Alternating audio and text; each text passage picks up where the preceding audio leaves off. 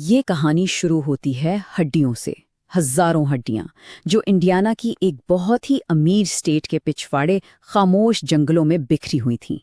جب تفتیشکار وہاں پہنچے تو انہیں ایک ایسا ہولناک منظر دیکھنے کو ملا جس کا کوئی تصور بھی نہیں کر سکتا تھا۔ انسانی ہڈیوں کے جلے ہوئے، ٹوٹے ہوئے اور پتوں کے نیچے دفن کیے گئے ہزاروں ٹکڑے۔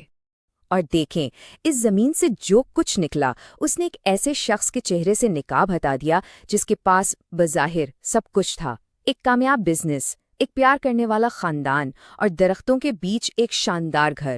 لیکن ان بند دروازوں کے پیچھے کچھ بہت ہی بھیانک ہو رہا تھا۔ یہ تعداد ہے انسانی ہڈیوں کے ان ٹکڑوں کی جو وہاں سے ملیں، 10,000 سے زیادہ۔ ذرا اس نمبر کے بارے میں سوچیں۔ یہ ایک ہندسہ نہیں، یہ اس دہشت کی گہرائی بتاتا ہے جس کا سامنا وہاں موجود لوگوں کو کرنا پڑا۔ تو یہ ہڈیاں ملی کہاں سے؟ ایک جگہ سے جس کا نام تھا فاکس ہولو فارم۔ یہ کوئی عام فارم نہیں تھا، بلکہ 18 ایکڑ پر پھیلی ایک پرسکون خوبصورت اسٹیٹ جو کسی امیر کی خواب کی تصویر لگتی تھی۔ لیکن جون 1996 میں جب پولیس نے اس جگہ کی تلاشی لی تو یہ خواب ایک خوفناک حقیقت میں بدل گیا۔ زمین کے اوپر اور نیچے ہر طرف انسانی ہڈیوں کے ہزاروں ٹکڑے بکھرے ہوئے تھے۔ اور اس اسٹیٹ کا مالک تھا ہرب بومیسٹر، اس پوری کہانی کا مرکزی کردار۔ دنیا کی نظر میں ہرب ایک کامیاب کاروباری، ایک اچھا شوہر اور باپ تھا، مطلب ایک بہترین زندگی گزار رہا تھا۔ لیکن یہ صرف ایک چہرہ تھا۔ دیکھیں، ہرب بومیسٹر کی دو الگ الگ زندگیاں تھیں، ایک جو وہ دنیا کو دکھاتا تھا، اور دوسری وہ جو حقیقت تھی۔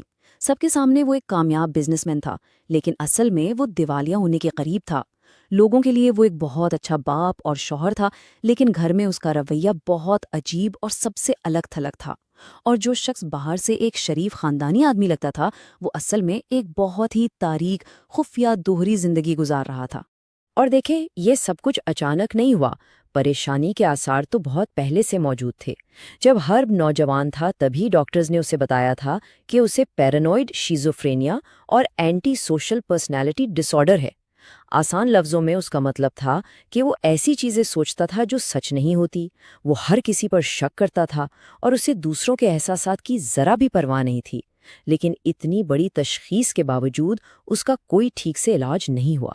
تو جب بھی اس کا خاندان شہر سے باہر جاتا، ہرب بومیسٹر ایک بالکل ہی الگ انسان بن جاتا تھا۔ وہ برائن اسمارٹ کا جھوٹا نام استعمال کرتا اور انڈیانا پولیس کے گے بارز اور کلبز میں جاتا جہاں وہ اپنے شکار کی تلاش کرتا تھا۔ اور پھر لوگ غائب ہونا شروع ہو گئے، نوجوان لڑکے۔ مئی 1993 سے لے کر اگست 1995 تک ایک کے بعد ایک نوجوان جو انڈیناپولس کے گے بارز میں دیکھے گئے تھے، لاپتہ ہو گئے۔ وہ ایک رات باہر نکلتے اور پھر کبھی گھر واپس نہیں آتے تھے۔ پوری کمیونٹی میں ایک خوف کی لہر دوڑ گئی تھی۔ اس کا طریقہ واردات انتہائی خوفناک اور سوچا سمجھا تھا۔ وہ خود کو برائن اسمارٹ بتاتا، کسی نوجوان کو اپنے جال میں پھنساتا اور پھر اسے اپنے ویران فارم پر پارٹی کا لالچ دے کر لے آتا۔ وہاں اپنے گھر کے انڈور پول کے پاس وہ ان کا گلا گھونٹ کر انہیں مار دیتا اور پھر ان کی لاش کے ٹکڑوں کو اپنے ہی فارم کے جنگل میں چھپا دیتا۔ اس سانحے کے پیچھے تھے اصل لوگ، اصل خاندان، جن کی زندگیاں ہمیشہ کے لیے تباہ ہو گئیں۔ ایک مقتول جانی بیئر کی ماں نے کہا تھا، صرف ایک پسلی کی ہڈی۔ اگرچہ انہوں نے مجھے اس کی پسلی کی ہڈی دی اور ہم نے رسومات بھی ادا کیں، لیکن یہ میرے لیے حقیقی نہیں ہے۔ یہ الفاظ اس تکلیف کو بیان کرتے ہیں جس کا ان خاندانوں نے سامنا کیا۔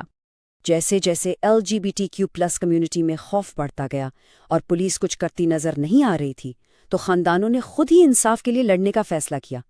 انہوں نے ایک پرائیویٹ انویسٹیگیٹر کو ہائر کیا اور پھر ایک بہادر شخص کی گواہی نے اس کیس کا پانسا ہی پلٹ دیا۔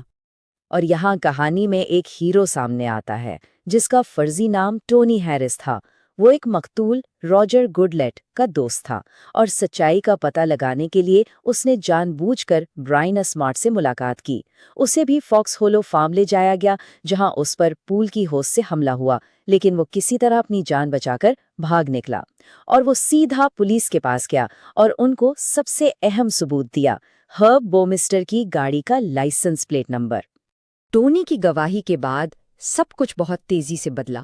پولیس کا شکنجا ہرب کے گرد تنگ ہونے لگا۔